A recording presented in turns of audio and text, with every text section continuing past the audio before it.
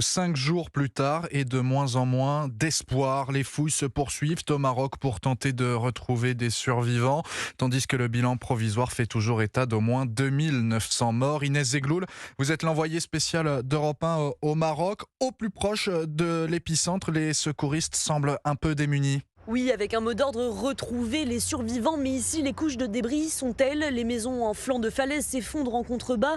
Les câbles électriques mis à nu traînent par terre. Bref, l'odeur putride de la mort est souvent le seul signe avant-coureur qui déclenche les fouilles. Il faut retirer le cadavre. Et même quand c'est le cas, un long protocole doit être respecté. Lorsque je les ai croisés, les secouristes espagnols attendaient déjà depuis des heures dans leur camion.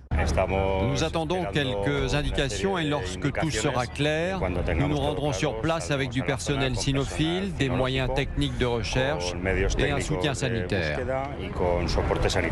Reconnaissance de la zone d'abord au drone ou à l'hélicoptère, estimation des besoins ensuite. Mais faut-il encore pouvoir se rendre sur place? Impossible toujours pour les médecins de rejoindre certains hameaux isolés. On peut donner de bétadine, des compresses, des bandes de gaz. C'est tout ce qu'on peut faire pour le moment. On a trouvé des cas qui sont dépassés pour la suture. Il y a des autres villages ruraux qui sont plus graves que ça. Mais on ne peut pas passer vers ces personnes parce que la route est fermée à cause du séisme.